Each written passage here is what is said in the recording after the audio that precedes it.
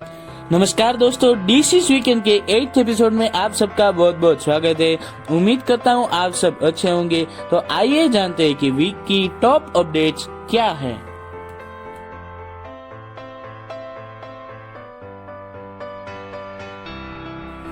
यहाँ पे पहली अपडेट निकल के ये आती है कि पिछले गुरुवार यानी कि 19 नवंबर 2020 को जम्मू एंड कश्मीर स्टेट के नागरोटा टाउन में हमारी आर्म्ड फोर्सेस ने 4 आतंकवादियों को ढेर कर दिया है। ये जो ऑपरेशन है वो करीब 3 घंटे तक चला था, जिसमें हमारे सीआरपीएफ के जवान, हमारी जम्मू एंड कश्मीर की पुलिस, इसके साथ साथ हमारी आर्म्ड फोर्सेस ने मदद की थी। ये 3 घंटे के ऑपरेशन में जो नागरोटा टाउन का बेन टोल प्लाजा है, वहाँ पे उन गाड़ी की चेकिंग हुई थी, जिसमें ये 4 आतंकवादी पाए गए थे।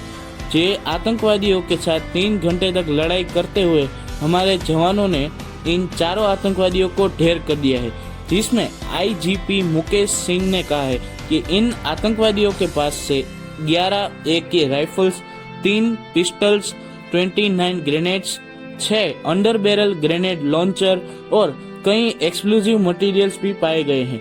हमारे प्रधानमंत्री नरेंद्र मोदी ने ये ट्वीट करके कहा है कि फिर एक बार हमारी सिक्योरिटी फोर्सेस ने उनकी अलर्टनेस और ब्रेवरी दिखाते हुए जम्मू एंड कश्मीर के जो आतंकवादी है, वो जो जैसे मोहम्मद से पाकिस्तान बेस्ड एक्टिविटी करते हैं, उनको ढेर कर दिया है। और फिर एक बार हमारे जवानों ने पाकिस्तान को उनकी नानी याद दिला दी है।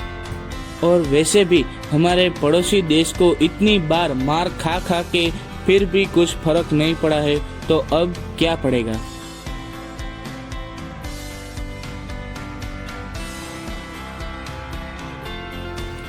यहाँ पे अगली अपडेट निकल के ये आते हैं कि फ्रांस ने हमारे निकम्मे पड़ोसी यानी कि पाकिस्तान को डिनाई कर दिया है कि हम पाकिस्तान में जितने भी वेपन्स है फ्रांस के, उसको अपडेट नहीं करेंगे। तो इसमें जो पाकिस्तान के पास जो हथियार है, जिसमें Mirage fighter jets, air defence system, Agosta 90B class submarines और ऐसे कई जो वेपन्स है पाकिस्तान के, अब फ्रांस उनको अपग्रेड नहीं करेगा। क्योंकि जब रिसेंटली जो फ्रांस में टेरर अटैक्स हुए थे, उसमें उनके जो प्रधानमंत्री है इमैनुअल मैक्रोन, उनकी जो इस्लाम धर्म है उसके ऊपर स्टेटमेंट्स आई थी, जो पाकिस्तान के हमारे कटोराबाज इमरान खान को पसंद नहीं आई थी। और इमरान खान ने ओपनली जो फ्रेंच प्रेसिडेंट है उनके ऊपर स्टेटमेंट दी थी कि ये आप ऐसा नहीं कह सकते। तो इमैनुअल मैक्रोन ने इसका बदला लेते हुए, या आप जो भी कह लो, ये पाकिस्तान को साफ मुंह की लात दी है। तो अब फ्रेंच पाकिस्तान के कोई भी वेपन्स को अपग्रेड नहीं करेगा। तो अब से शायद पाकिस्तान अपने हथियारों को अपग्रेड कराने के लिए नकलची बंदर के पास भी जा सकता है। और ये भी कहना गलत नहीं होगा कि पाकिस्तान के चारों तरफ से लग गए।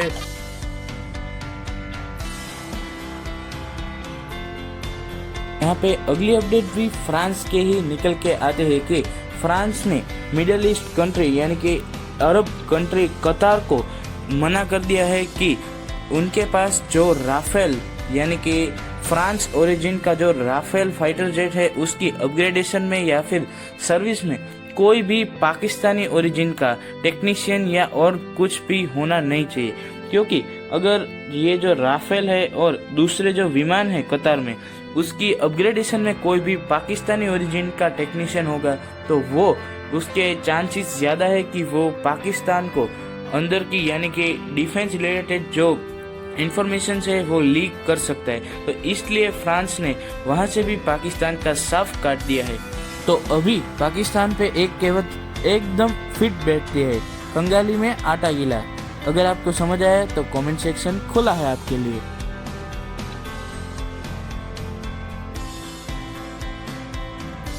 कल यानी कि 20 नवंबर सैटरडे को हमारे प्राइम मिनिस्टर नरेंद्र मोदी ने रुपे कार्ड के लॉन्चिंग के सेकंड फेज को बताते हुए बीच में ये कहा कि इंडिया भूटान की सैटेलाइट को अगले साल लॉन्च करेगा।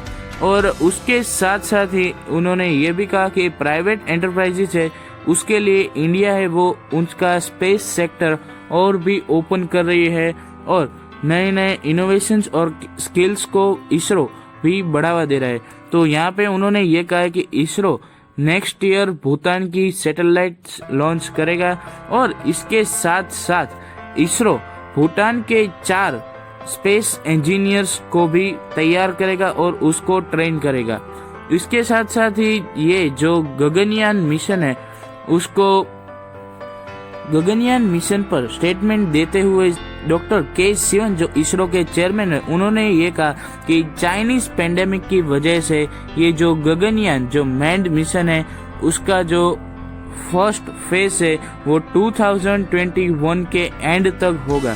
तो अब देखते हैं कि जो ये गगनयान है उसका फर्स्ट फेज कब पूरा होता है। तो दोस्तों बस फिलहाल के वीडियो के लिए इतना ही, मिलते हैं फिर किसी ऐसे ही वीडियो में।